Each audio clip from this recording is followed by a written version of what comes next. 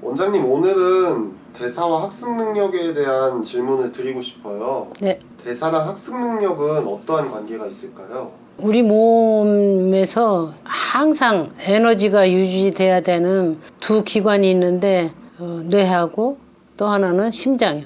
항상 그 에너지가 공급이 돼야 돼요. 일단 뇌가 에너지로 사용되는 것은 유일하게 두 가지 에너지가 뇌에서 작용할 수 있는데, 하나는 포도당이고, 그건 이제 우리가 수시로 먹는 거에서 취해지고, 또 하나는 케톤은 뇌를 통과해요. 그래서 너무 경련이 안 멈추는 경우에 케톤 식이요법 뭐 이런 얘기를 하거든요. 그럼 케톤이 어디서 나오는가? 기름이 타는 데서. 기름이 에너지로 변환할 때 케톤을 만드는데, 그 케톤이 세 가지요. 음식을 먹지 않을 때 아니면 먹지 못할 때 뇌가 유일하게 쓸 수 있는 그 에너지원이거든요.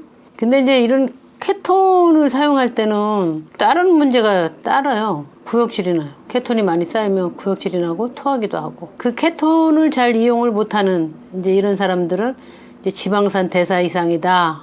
이제 우리가 그렇게 부르기도 하고, 그 지방이 분해될 때 두 개씩 잘리거든요. 탄소 길이에 따라서 기름을 분류를 해요. 탄소 길이에 따라서 효소도 좀 달라지고, 아침을 꼭 먹고 가는 게 좋겠다는 그런 이유는 자동차에 기름이 필요하듯이 두뇌가 돌아갈 수 있는 에너지가 필요하다. 가장 기본적인 거는 먹는 거예요. 잘 먹어야 돼요. 잘 먹지 못하면 아까 얘기한 대로 케톤을 사용할 수 있는 능력이 있어야 되고, 또 에너지를 전적으로 담당하는 것이 미토콘드리아, 마치 집신짝같이 생겼는데 그쪽에도 고장나면 거의 뇌 기능이라든지 심장 기능이라든지 에너지가 많이 필요한 근육에 다 문제가 생겨요. 아이가 정상으로 발달하고 공부를 잘할 수 있는 제 첫 번째 조건은 뇌가 필요한 에너지 공급이 일정하게 유지되는 것이 가장 뇌를 좋게 하는 방법이에요. 자동차에 왜 기름이 일정하게 들어가지 너무 많이 넣는다고 뭐 자동차가 더 잘 가는 거 아니듯이 끊기지 않게 이렇게 하는 것이 이제 가장 중요하다. 이제 이렇게 강조하고 싶죠. 원장님, 그럼 대사에 어떤 문제가 생겼을 때 아이의 학습 능력에 어떤 영향이 생길까요? 아예 공부를 못하든가 집중을 못하든가. 머리는 좋은데 집중을 못해갖고 막 산만하고 돌아다니고 이런 문제. 그런데 우리가 무조건 먹는 것만 관련되는 게 아니고, 또 하나는 스트레스요. 그 자기가 할 수 있는 능력 이상으로 뭐 과외를 한다든지 하고 싶지 않은데 억지로 뭘 한다든지 이런 것도 내 기능에 상당히 나쁜 영향을 끼친다. 이렇게 생각하죠. 그럴수록 대사가 더 안 될 수도 있는 거죠. 스트레스가 많을수록 그 호르몬의 변화가 오면서 대사에도 이상이 생기고 신경 전달 물질 자체도 이상이 생겨요. 그래서 이제 선천성 뭐 대사질환 뭐 이런 거는 어떤 효소 문제가 있어서 그렇다고 하지만, 그런 게 전혀 없어도 아이가 다른 문제가 없는데 어떤 사람은 공부를 잘하고 어떤 사람은 공부를 못하고 스트레스를 견디지 못하고 잠을 못 자고, 또 하나는 뇌가 하루 종일 일할 수는 없잖아요. 뇌가 쉴 수 있어야 돼요. 이게 잠을 자야 돼요. 잠에 영향을 주는, 밤에 불을 환하게 켜놓는다든지 잠을 못 자게 하는 어떤 주 원인이 되고, 그게 뇌 성장에 또 뇌 집중력에 많은 영향을 준다. 옛날에 어른들이 뭐 이런 뭐 미토콘드리아 이런 거 몰라도 아이들을 자주 먹이고, 또 아이가 커서 이유식하고 음식에 뭐를 주고 뭐 이런 것들은 많은 엄마들이 지금까지 아이들을 키워오면서 잘 키웠잖아요. 아마 과학적인 근거가 많다 이렇게 생각해요. 원장님, 요즘은 많이 바빠서 아이의 영양분에 대해서 관심이 많으시잖아요. 그러면은 집중력의 필수적인 영양소는 어떤 게 있을까요? 집중력의 필수적인 영양소는 아까 얘기한 대로 포도당이고, 그런데 이제 요즘은 막 뇌에 좋다 뭐 이렇게 하면 뭐 비타민은 기본이고, 뭐 오메가3 뭐 지방에 대한 거, 또 뭐 비타민 뭐 징크 뭐 이제 굉장히 여러 가지가 뇌에 영향을 주거든요. 그런데 이제 가장 기본적으로 식사가 잘 돼야 돼요. 그러면 비타민을 다 먹어야 되나? 비타민 하면 종류가 여러 가지잖아요.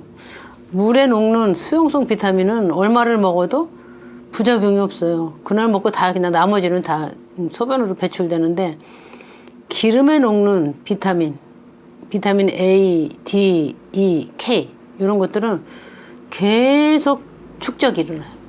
그래서 너무 비타민을 많이 먹으면 뇌 부종이 와요. 비타민을 선택할 때 이게 지용성에 대한 거는 너무 계속 오래 먹고 또 많이 먹는 거는 바람직하지 않다. 그런 거 좀 참작하셔야 돼요.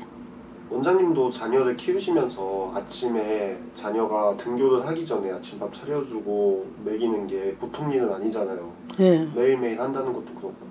그리고 또 자녀 입장에서는 부실하게 먹으면 학교 가서 에너지가 없는 거고. 없잖아요. 네. 그럴 때 혹시 현실적으로 아침에 어느 거는 꼭 챙겨준다든지 꼭 먹인다든지 그런 이제 팁 같은 게 있을까요? 아침에 자고 일어나면 입맛이 별로 없잖아요. 특히 저녁에 또 먹고 자면 더 그렇고. 근데 이제 아침을 뭔가 좀 가벼우면서 영양소는 이제 단백질, 탄수화물 이렇게 골고루 들어가게 이제 준다는 입장에서 대개는 뭐 계란 하나, 육류 중에서 한쪽, 과일 한쪽, 밥이나 빵 이제 소량. 많이 주는 것보다는 골고루 조금씩 주는 거. 이런 것이 중요한 팁이죠. 포만감이 있게끔. 예. 많이 뭐 배가 부르지 않더라도 계속 뱃속에서 꼬르륵 소리 나게 하는 거는 별로 좋은 거 아니다. 원장님, 그럼 아이 집중력이 떨어질 때 확인해보면 좋은 체크리스트 같은 게 있을까요? 일단은 우리 몸에 필요한 에너지가 잘 공급이 되냐. 좋은 원료로. 또 하나는 일정한 시간에 그 에너지 공급이 끊기지 않아야 되는 거. 또 세 번째는 환경.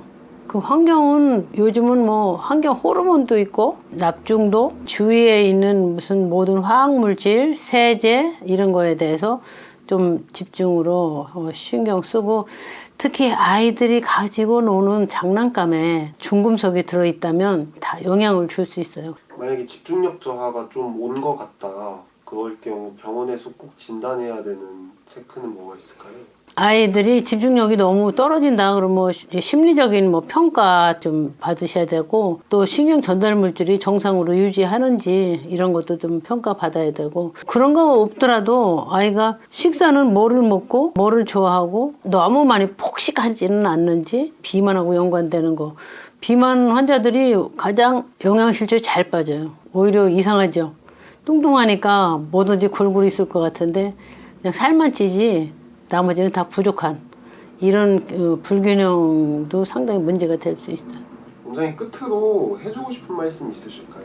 제일 가장 기본적인 뇌 기능을 발전시키고 집중력을 향상시키는 것은 많이 먹지 말고 굶지 말고 건강한 음식을 주고 아이들 학습에 이용되는 모든 물질에 대해서 점검 그리고 주위 환경이 혹시 아기 뇌 기능에 영향을 주는지 꼭 한번 체크를 했으면 좋겠어요.